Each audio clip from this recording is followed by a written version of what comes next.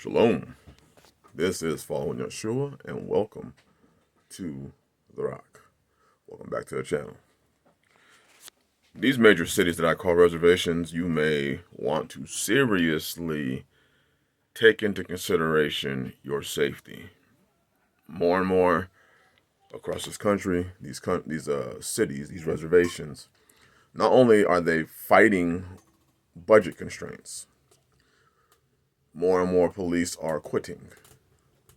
And violence and crime is escalating, especially as this economic collapse continues to get worse. As your dollar becomes more and more devalued, homelessness rises, crime rises, and that's not good for you if you're in one of these metropolitan areas, also known as reservations.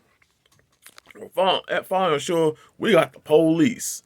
Well, first of all, half of y'all are trying to defund the police, so that's kind of counterintuitive. But also, on the flip side, is most people have not taken their personal safety into consideration or very seriously. You know, I have a gun and I know how to use it. You may know how to pull a trigger, but you may not be very adept in using a firearm. You can have a spade and not know how to dig a 3-foot by 3-foot hole. You may have a lawnmower and never mow the lawn. You'd be surprised at how many people over the past, I'd say, year have spent less or shot less than 100 rounds. That equates to about 8 rounds a month. That's not even a full magazine. And I guarantee you, people that will claim that they are proficient and ready have not even shot 8 rounds a month, 100 rounds in a year. That just goes to show you what we consider ready. You know, we consider ourselves proficient because we bought the firearm. We consider ourselves trained because we fired 3 magazines out of it. You can dry fire all you want to, and you can, point and aim all you want to, but that's not the same as getting time on the range. Just like, playing college sports. I played college basketball. Dribbling a basketball in my house, or I used to dribble tennis balls. If I went, to the store or whatever, or in between classes, I would dribble a tennis ball to help on my handles. That's a hell of a lot different than actually playing in a game, playing in a pickup game, playing amongst competition. There's a whole different I'm not talking about, playing in a game as in the college game. I'm just talking about, playing a pickup game. You can think you have all the skills, but until you put the skills to use, you don't know what you got. And then for sisters, women, a lot of y'all, I got a gun. Great. So you have a gun and the person has a gun and you think you're safe. Well, I'll call 911, and you can't blame the police for this, but police they're not meant to come in and rescue you. They're meant to write the report after the crime has taken place. A crime can take place in 3 to 5 minutes.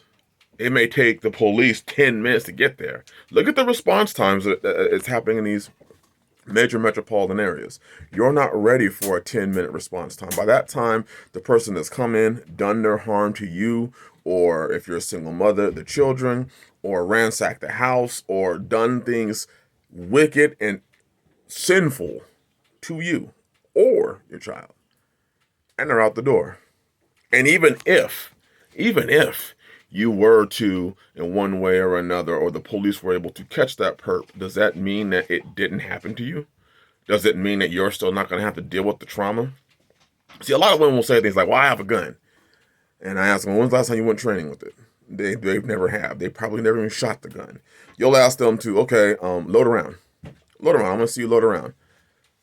Come down to the range and let's put, through some rounds through your firearm and see, can you load another magazine in? And they have no clue. They have no clue. Some don't even know if their guns have a safety or not.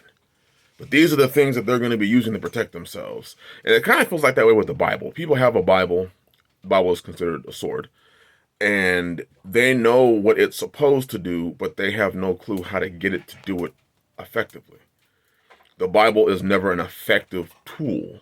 It never is the thing that they live by. It's just a thing that you have. Your head covering is a thing that you have. Your skirt is a thing that you have. But it means nothing. So let's just say now somebody kicks in your door, and there you are, and you pull out your gun. I mean, without the training, without the understanding, you just find yourself in trouble. You might even have that firearm taken from you because you're pulling the trigger and you can't figure out why nothing's coming out. See, it's getting bad. It's gotten bad. It's not getting bad. It's gotten bad. Crime statistics and all these reservations are rising. And you ask sisters, you ask men, sisters. I ask, how many people in your house know how to handle a firearm? Well, I don't. Well, my child doesn't. Well, I don't. And I'm like, well, there's no man, there's no husband, there's no nothing. You're just sitting there, just waiting, and praying that nothing happens to you. Or you go into your hyper spiritual, Yah's got me, I ain't worried, the devil's a liar. We do know that the devil is a roaring lion seeking whom he may devour. He may just found himself some fresh meat. You do know that these spiritual entities enter real human bodies and take control over these human bodies and wreak some havoc on this earth. See, I'm a big proponent of protecting yourself. I'm also a big proponent of training. I'm also a big proponent of not just physically, but spiritually. But you damn well better believe that I train them physically. You better believe that they know how to point. They know how to shoot. They know how to clear a jam. They know how to take apart their firearm and clean it and put it back together again. You better damn well believe they know that. Because one thing that I do know is that you can't expect somebody else to come and save you. And I know that we've all had that idea. Somebody's going to come and save us. The Most High, or in this case, the Lord is going to send an angel to save me. Think about how ridiculous that is. You're asking Yah to send you an angel to save you when he's already given you the answer, which is get a covering. If you got a covering, you wouldn't need an angel. If you got a covering, if you had somebody in your house who was running his house right and was protecting his family and teaching his family, not just the spiritual, but the physical, you wouldn't be praying for Gabriel to come down from the Shemaim to protect you. You wouldn't be looking for an angel. You would be thankful that your husband came with his 45, his 40, his 9 mil, his 38 special, his 357. I'm not going to go any smaller than that. Okay, 380. Okay, even the 32. I'll even say 22, damn it. He's going to come with some firepower. Because you see, the protection that most people are accustomed to, those police, they're not going to be there. They're just not. They're defunding the police. And they don't really have the time to respond to what you may feel is a life and death situation. They're going to see it as a middly little problem you got. They'll be there to take the report.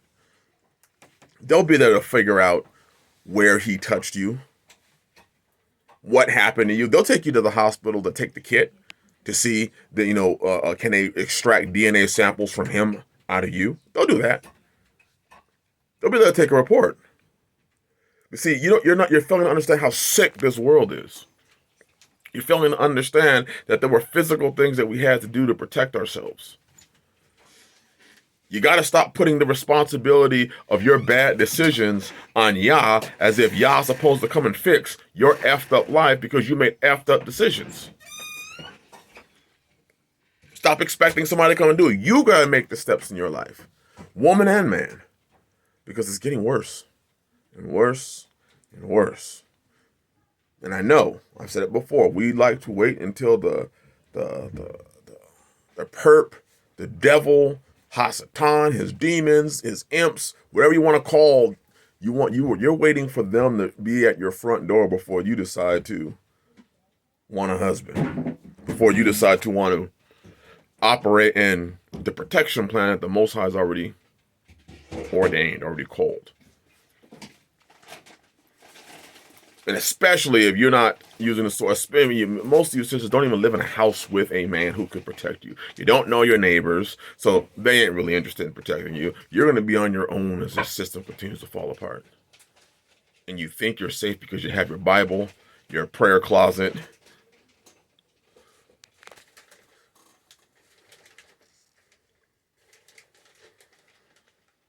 We're trying to get the mind to work a little bit